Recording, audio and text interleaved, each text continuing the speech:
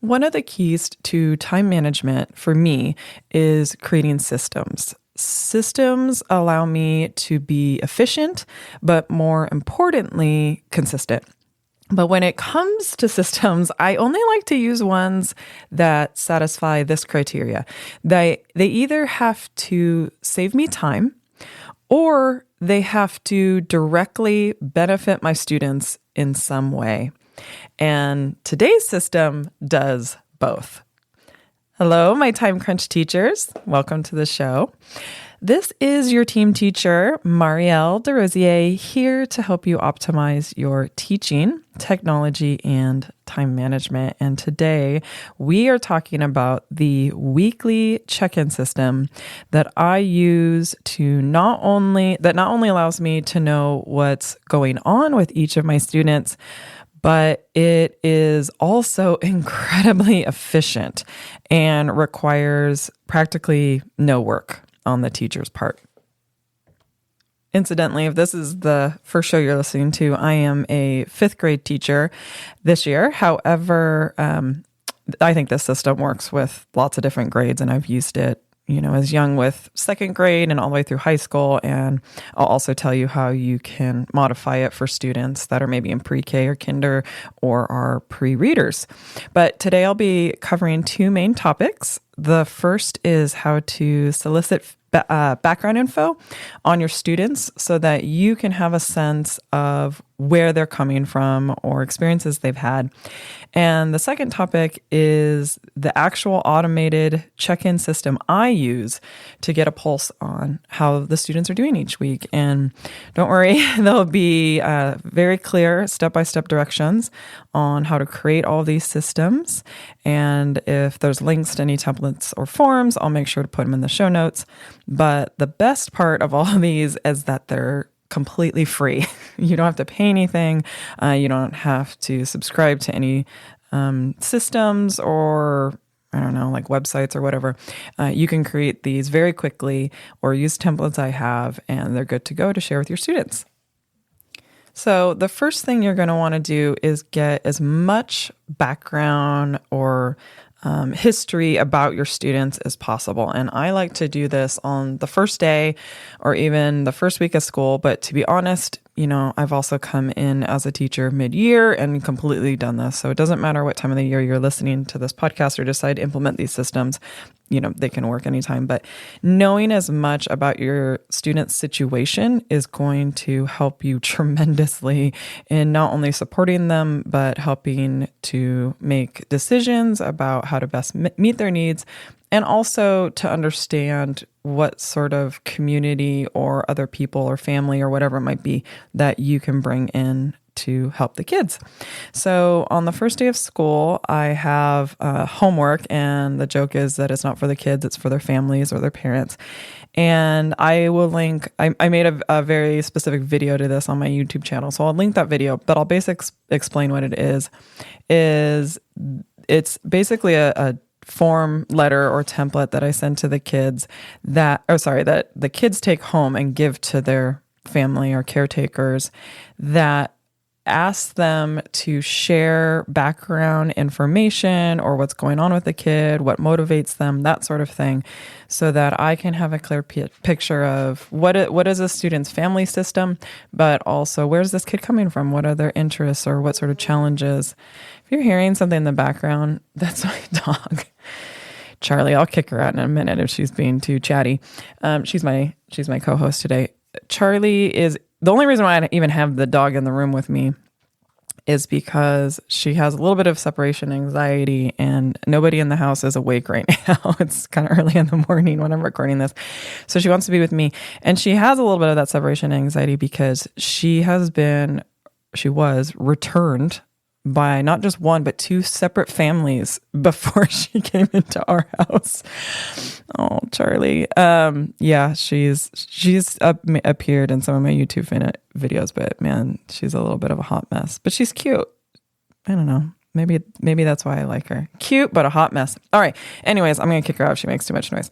Here's the introduction letter I send to the families. Basically, and I'll put the template. You can it'll send you a forced copy through Google and you can just use it and put in your information. But essentially it says something in the effect of, please assist me by writing a letter of introduction about my new student. The letter will help me learn about your child's interests or what you want me to pay particular attention to or lend assistance in, and perhaps something special or unique about your child's personality. Additionally, please feel free to include any health information or family history that you think it would be important for me to know. And it's intentionally kind of open and vague like that because the families can share as little or as much as they want. And I found it to be incredibly helpful. I've done this every single year. I've taught from as young as preschool all the way through high school students, and I've really, really loved the letters. They're very helpful in understanding the kids' situation and what they like. Or even, I know families fill out these emergency cards or health information things, but sometimes things change between school registration and the first day of school. So having those letters are super, super helpful. So sending that out, I think, is really important because the families can tell you a lot about the kid. And then the next thing I do with the students, and this is important to front load this in your classroom with explaining what this means. So the next thing I do is I get information on who the student sees as their trusted adult. And I learned this from when I was a dean of students for middle and high school, that I know often dean of students are associated with school discipline, which is true. You know, there were things I dealt with that was like that. But I was fortunate enough that the school I worked at, as a dean of students, I actually did a lot of programs and things that were student support. So it wasn't always disciplinary. It was often student support and figuring out how to help kids through particular challenges. And what I found out very quickly, and this is obvious to anyone who's worked with kids, is that I was not always the best person to help that kid. Maybe it was a kid I didn't know particularly well. Maybe it was a student that had, needs or challenges that were new to me. And, I like to pride myself as somebody who can connect with kids, but I also think it's really important as educators that we know when we are not the right person, right? We can't always be that perfect fit for a kid. And ultimately, my job as a dean was to find other adults or support staff or whoever it might be that could ultimately help that child. And so in that process, I learned to ask the kids, who is a trusted adult that you have on campus, whether it's a teacher, support staff, whoever it might be. Because when that kid was going through something and they needed support, I could often rely on that colleague to be the one that the kid either went to as a self-advocate looking for help, or as an adult, I could sort of deploy and be like, hey, this kid's going through this thing. I know you have a really great rapport with them. Do you think you could check in with them sometime, or have they shared anything with you? And that was huge. Knowing who each student's trusted adult or adults were on campus was important. So as you teach this skill, because you're going to ask the kids who their trusted adult is on campus, I think it's equally important that first you discuss about how they should have a trusted adult at home and explaining what that might look like, of course, age appropriately for your students, however you want to kind of talk to them about that. But basically, it's somebody who they enjoy being around, who they feel safe with, who they go to if they're excited about something and want to share good news, or if they're going through something and, need somebody to support them. And often it is, a parent, but it could also be a grandparent or, an aunt, uncle, or a caretaker, or whoever it might be. But it's really, really important when you're talking to the kids, especially the younger ones, that you are explicit that it needs to be an adult. Because I made the mistake of when you're doing this with like upper elementary kids, and they basically all named, a sibling that was really close to them in age, which is adorable that they have that connection. But you want them to recognize adults, not like a cousin that's 6 months younger than them. So anyways, you front load the lesson with explaining what a trusted adult is and who they are. And, kids can even share ideas why, like, oh, I love hanging out with my grandpa because he always takes me to do fun things and he always gets really excited to come to my soccer games or whatever it might be. Or, oh, my trusted adult's definitely my mom. When I'm feeling sad, she, helps me feel better, that sort of thing. And that way they can identify who a trusted adult is at home. And then you can say, your trusted adult at home is really important. We always want you to go to them if you need help or support, or you just want to share something exciting. However, it's also really important that you have a trusted adult at school.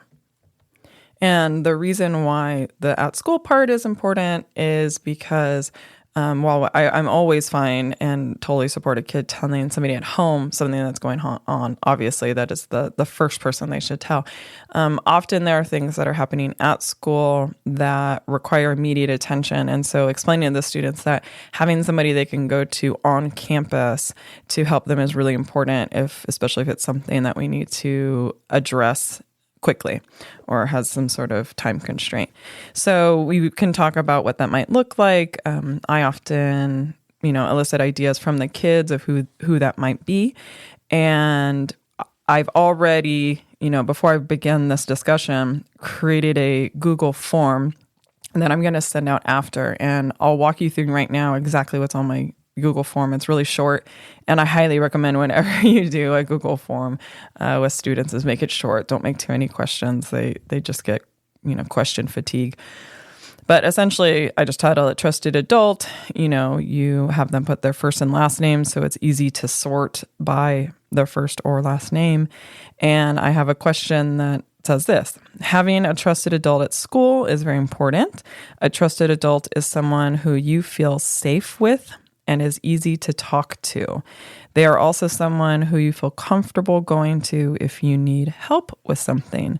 Please check everyone that you feel is a trusted adult for you at school. And this part of the Google form is really important to have the check boxes. You do not want them to just pick one person. That's fine. That's okay. But sometimes they pick people who aren't there every day, and you just want to know who all of their trusted adults are. Incidentally, you could obviously totally do this on paper. If you don't want it in a Google form, that's completely fine. I've just found the Google form is nice because I can update it or change it, or it creates a spreadsheet so I can sort the information, but you could absolutely do this on paper. If you're doing it on paper, just make sure the kids don't feel pressure to write certain people or, are like talking with each other and want to copy the same person that somebody else. This needs to be personal and somewhat confidential. But the types of people I included on mine is, like I said, I'm a fifth grade teacher, so I put my name on there. I have a student teacher this year that was great, so I put her on there because she built a really strong rapport with my students. And then I put other teachers they might see. So, they go to a different teacher for science, they go to a different teacher for music. I put the librarian on there. Obviously, you also want to include any of your counseling services, counselors, or if you have a school psychologist, librarian, principal or assistant principal, or you have an academic coordinator. I love our custodial staff and our food services people because they work hard at their actual jobs at our school, but also they work so hard to make connections with the kids. And so it was really important to me that their names are on there. And I will tell you, they consistently are chosen by almost every single child when I send out this form, just because our custodial and food services, first of all, they provide really great services for the kids, but also they're just really wonderful, happy people who go out of their way to make connections with the kids, learn their names, learn their interests, ask how they're doing. Hey, how did your baseball game go last week? Or, oh, I heard you were going to play, and that sort of thing. So I definitely include them. I included the front office staff and school nurse. A lot of students that they chose them as well, just because, they see them every day, or they might have particular health needs. And so they're with the front office or school nurse a lot. I also include the yard duties or anyone that maybe does supervision. If they have teachers they go to see for specific services, like pull out or push in services, I would definitely include those people. And if your school has an after school program or some sort of activity or program they do after school with a different set of teachers, definitely include those. And then also, I included their teachers from last year, from fourth grade. And that's super important because especially if you're doing this at the beginning of the school year, those are the people they built the rapport with. And so I highly recommend including the prior year's teacher. What's important on this form is to not only include the teacher's name, but also put next to them, their title. So if I was including Stephanie on this form, which I did, I would write Miss Hedgepeth Lopez, and then in parentheses, I put third grade teacher. That way they kind of remember who they are or when they might have had them or whatever it might be. And then the last option is probably the most important one. And that says, no one, I don't have a trusted adult at school. And I have had students select that answer. And that's just as important to know as the kid who selects all the names or feels like there's plenty of trusted adults on campus, because if a student cannot identify a trusted adult on campus, then that needs to be your highest priority when you look at this form. Every student needs to feel safe, and they need to feel that there is somebody that they can go to if they need help or support, and or that adult is going to be looking out for them. So make sure you include that as an option, and you can word it however best works for your grade level. And make sure when you get the responses from the students that you sort it by response so that any student who selected that one comes to the top and you can seek them out and figure out how to best connect with them and figure out who they can connect with on campus. And then anytime I'm doing anything with student support, I always like to include a very open-ended question. And on this form, it said, is there anything else you'd like me to know? And because you've had that conversation about trusted adult at home, because you've gone through the different people on campus that they may or may not feel are trusted adults for them, different things might come up. Maybe it's a different idea, maybe it's an emotion, whatever it might be. And for the students to be able to put that response to the, is there anything else you'd like me to know, in that form is super important. You also want to resend this out. I wouldn't do it more than maybe 2 or 3 times a year, because first of all, the people who are their trusted adults might change, right? As they go through the school year and build rapport with different teachers, new teachers might be added. Or like I was saying before, if something changed and now the student doesn't feel like they have a trusted adult, you want to know that. So I tend to just resend this form out. I don't know, at the beginning of the year, obviously, but maybe in January again, or maybe before the winter break, and you can look it over, and then maybe again in spring break. And of course, if you teach middle school or high school, you would want to just do it at the beginning of each term, especially if you get a different set of students. So to recap, you're going to want to send out a family letter to get an idea of what the families see that the students' needs are, and then send out this trusted adult Google form at the beginning of each term or after, maybe a long break in your school year. And I just want to point out that none of this negates whatever awesome systems or activities or community building you do already. I know many of us do that in a lot of different ways, whether it's class meetings or whatever it might be. I just want to give you all some very quick and easy things you can send out and to get that information and data in a way that is searchable and organizable. But again, I know from just watching colleagues, there's tons of different ways you can get this information about the students and connect with them and get to know them better. All right, so the next thing I have, which is actually the part I really enjoy in terms of understanding where students are, is a weekly Google check-in form. And I was very, very intentional in what I included in these forms because I had a lot of different varieties of these. And I found out that you just can't have too many questions. The kids get a little fatigued with that. Again, it definitely depends on the age level of your kids. You also have to, I found the best frequency to do a check-in form with kids is weekly. Just do it once a week. Daily is a little hard for me to just keep up on the responses. And again, kids get kind of that form fatigue where they just don't want to fill out something every day. And if you wait too long in between the check-ins, if you're doing it more every 2 or 3 weeks, then I have found too much stuff happens, or it's not the immediate feedback I need to actually address situations. Things go on too long before I get a chance to figure out what's going on with the kid.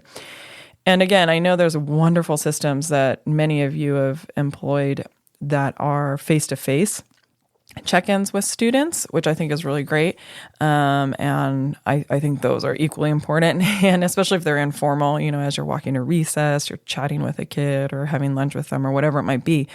But like I said, as a dean, I found out that many students don't feel comfortable. Well, it's not that they don't feel comfortable in face-to-face check-ins. It's that if there's other ways, if you give them lots of different ways to ask for help or to give you information, then they will use all those different ways, because not every child feels comfortable being the self-advocate and walking up to you and say, "Hey, Mr. Zier, I need help," right? That actually takes a lot of courage and a lot of self-awareness. So whenever I'm either a classroom teacher or when I was a dean of students, I used to always tell the students, "Hey, I want to know what's going on with you. I want to be able to help you. I understand it might not always be me, and I'm totally okay with that. I want to find the person that you feel is your trusted adult and that you feel is the best to help you and support you. But if something's going on, I just want you to know that there are at least 5 different ways that you can tell me something. You can tell me in person. You can put a note on my desk. You can email me. You can walk up with a friend. You can walk up with 5 friends. You can fill out the weekly check-in form. You could tell another teacher and they can tell me. You can tell your family or whoever your adults are at home and they can tell me. Don't feel like you just need to set a time to make a meeting and tell me face-to-face. There's all these different ways. And I also know that I might not be the first person you want to tell. So maybe there's somebody else you want to tell, and they can come tell me, and that's totally okay. With that said, I have found that this Google form that I'm going to go through step by step has been the best way for me to solicit that information from kids, and that they readily use it to inform me about what's going on in their lives. So give me just a moment, because I'm going to actually pull up the form so I can read to you exactly what it says. And unfortunately, I couldn't think of a great way to share the Google form with you all without it being something that you would have to fill out, which I would not want you to do. So I'm going to just read through what my Google form has, and you can decide whether you want to create that in an actual Google form or on paper where the kids write. Like I said, the one disadvantage of paper is that sorting the data is going to be a little trickier. But I also understand that not every student or school has access to the technology for them to do it online. So, that I completely understand. All right. So on my form, I have them write their first and their last name just because it's very easy to sort that way. And then I ask them a very simple question. How was your week? And the next one is, what is one thing that went well? The next question is, what is one thing you would like changed? And then finally, is there anything going on I need to know? And I intentionally leave that last one very vague.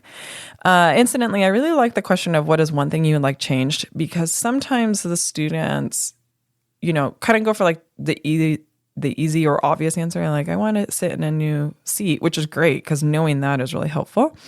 But the what is one thing you would like changed has also really helped me adapt and change my curriculum, because there might be certain, like for example, math centers. There were certain centers that I thought were a huge hit for my students, and it wasn't until I set out this form that that I got the feedback that kids liked certain centers better than others, or had favorites, and that was super helpful too. So the form doesn't necessarily even need to be getting information about the kids' emotional state or what's going on with them. It also is just really helpful feedback for you as a teacher in terms of your curriculum. But most importantly, that last question is there anything going on that I need to know? is very important. And again, you want when you create the form questions, you want to make sure each of these are short answer so that they can type in whatever they want, or they can just type in no or nothing or whatever it might be, or they can give you lots of information about what's going on with them.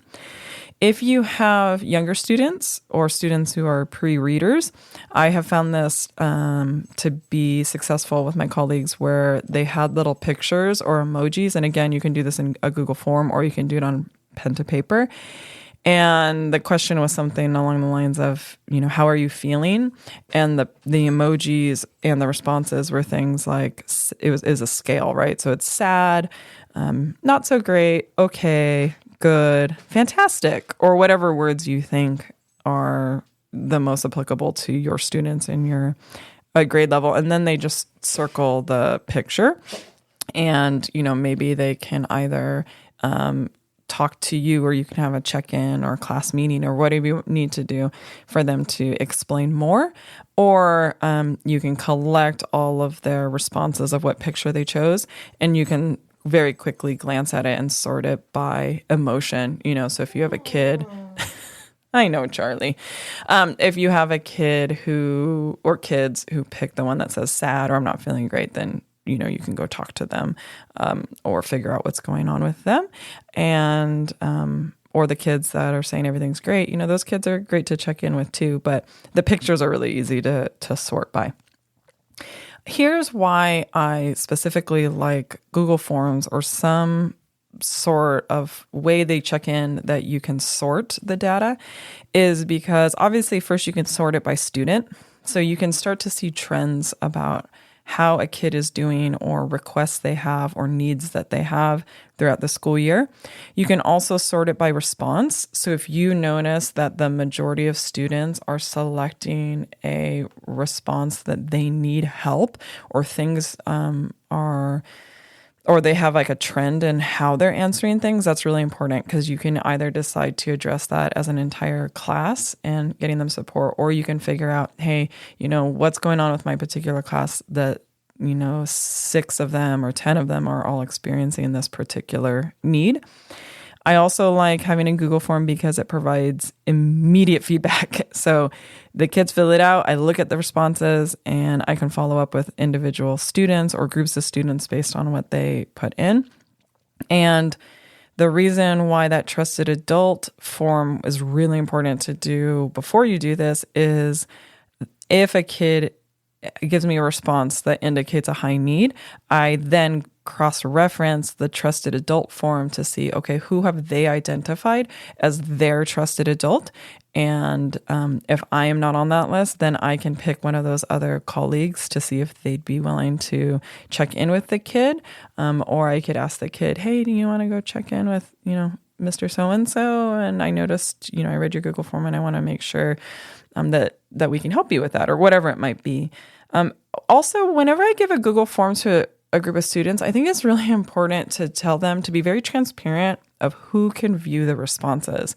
And so with my 5th graders, before I gave them the trusted adult, I said, hey, everybody on this list that you select, will know that, you have indicated them, but I want to be very clear that if we've already discussed it. I've already talked to all the other teachers. If you don't pick somebody, we are completely okay with that. And I want to be the first to say that I give you full permission to not choose me. If you do not feel like I'm one of those people for you, we will take no offense to that. We completely understand it and we expect it.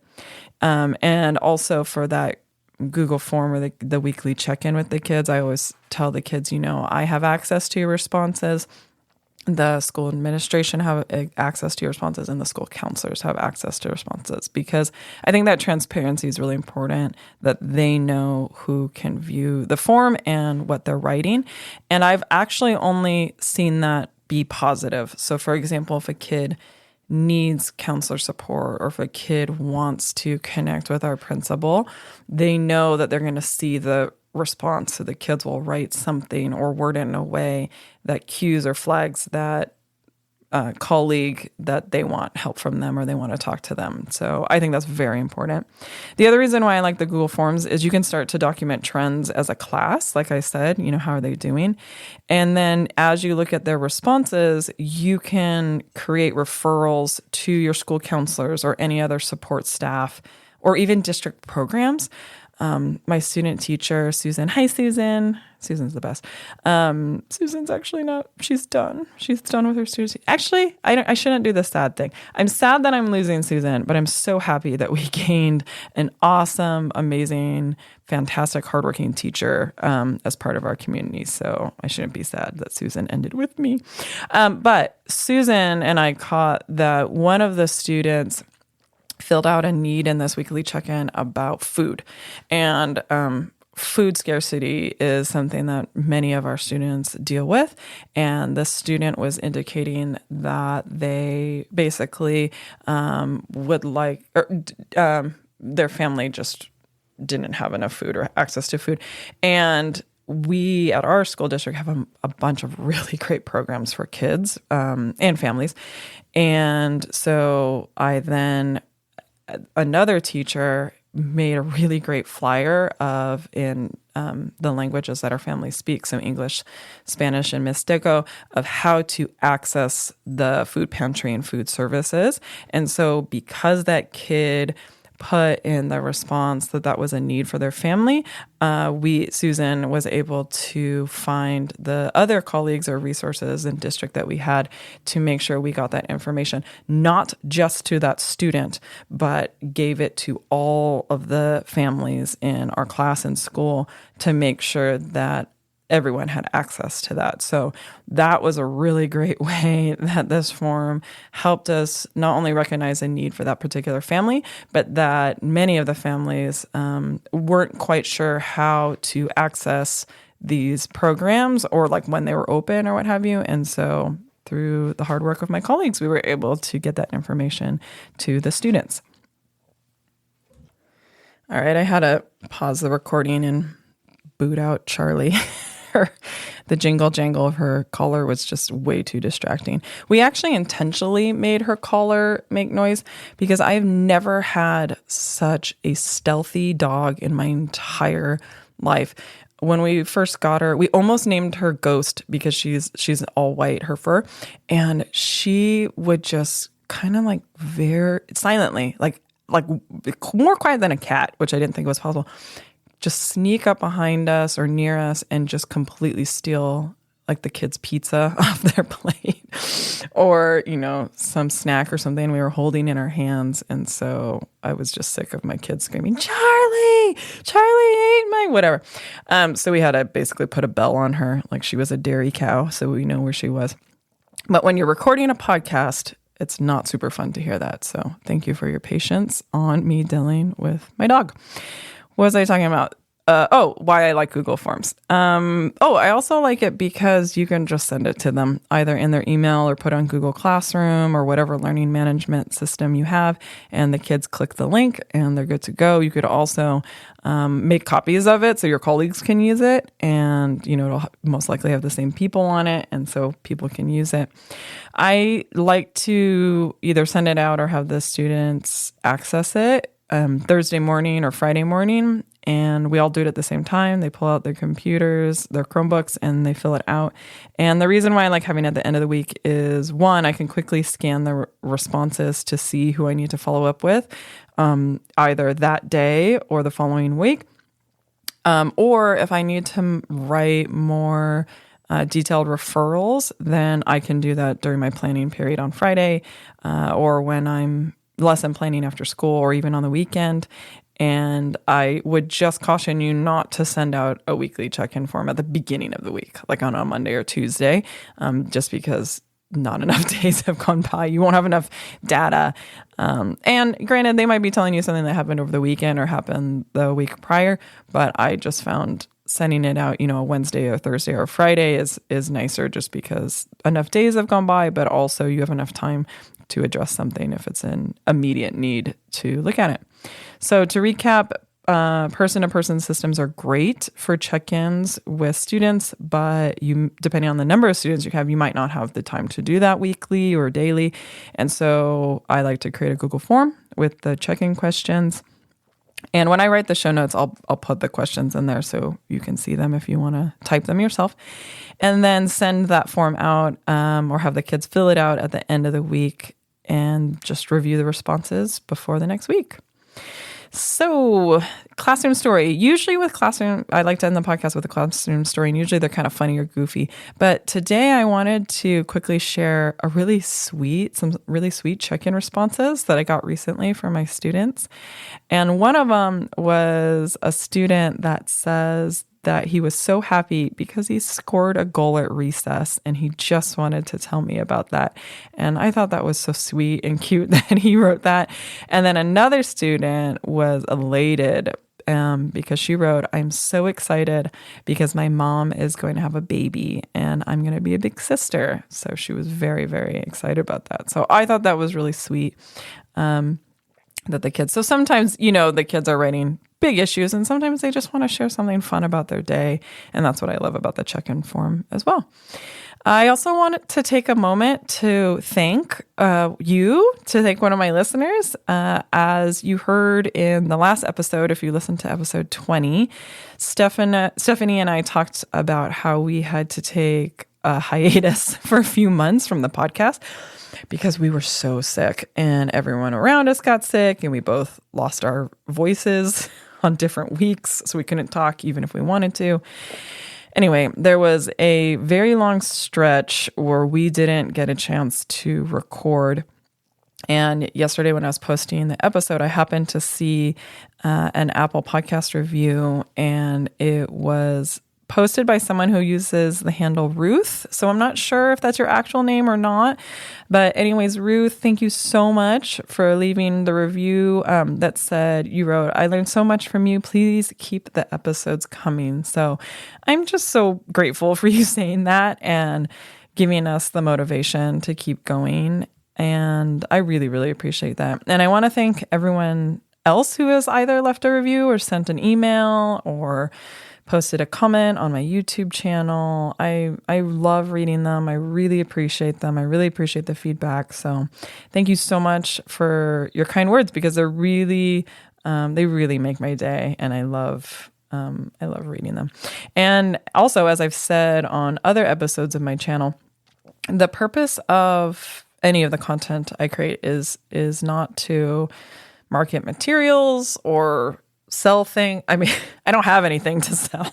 If I made a template, I'm just going to give it to you because so many of my friends and colleagues have been so generous throughout my career that I just want to be able to pay it forward and help other people. So, if I make something, I'm just going to give it to you.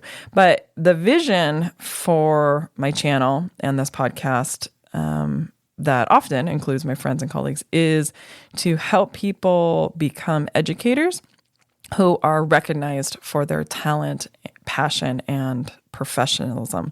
And honestly, to make teaching fun and enjoyable because it's a career I love, and I love sharing that joy and passion with others.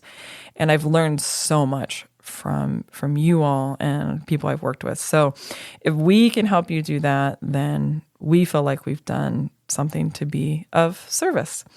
We also love hearing from you, so please feel free to send us your feedback or requests for future show topics. Honestly, sometimes Stephanie and I will just like randomly text each other, "Hey, we should do a show on this," and then we do it. But we're more than happy to talk about whatever you want to listen to. So feel free to email us at podcast@thetimecrunchteacher.com. I'll write that out in the show notes. Or you can leave us a review in Apple Podcasts or whatever platform you happen to be listening to us on. Even if the review is, "Bring back Stephanie. What did you do with her?" No, I'm just kidding.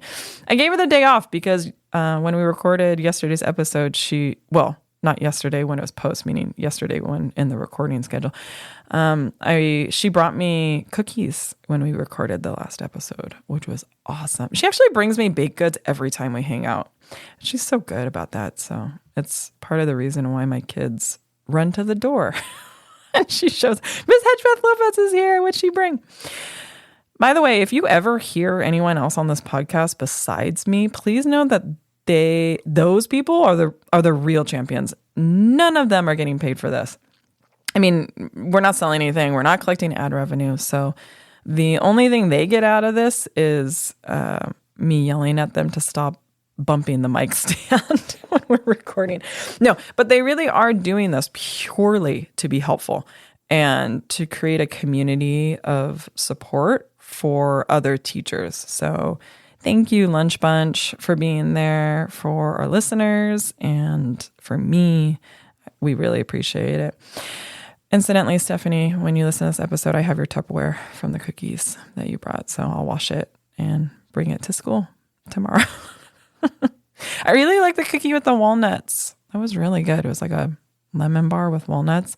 Speaking of the walnuts, those walnuts my children shelled because we went to go visit my mother-in-law, and she has a friend that has a walnut, and I'm told it's called pecans. I always pronounce it wrong. I'm so sorry for all you listeners that know how to pronounce that properly, and you just cringed a little. Anyways, she was like, my friend brought me some walnuts, do your kids want to help shell them? And I was like, oh yeah, they would love that. They love helping with little tasks. And when she said my friend brought me some walnuts, I was picturing like a little gallon Ziploc bag. My mother-in-law pulled out like these like 10-pound sacks, multiple 10-pound sacks, like the huge old-timey, flour sacks, and full of walnuts to be shelled. And bless their little hearts, my kids, my actual children. I didn't make students do this.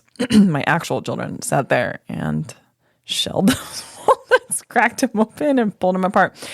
And so we had a lot of walnuts that I didn't know what to do with, so I gave them to Stephanie, and she made cookies out of them, little lemon bar things. They were so good.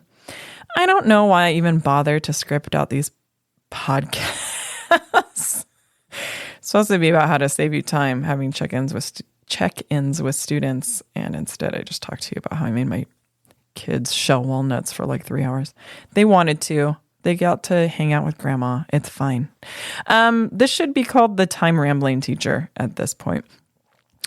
Thank you so much for your kind attention today. Until next time, teachers. Bye for now.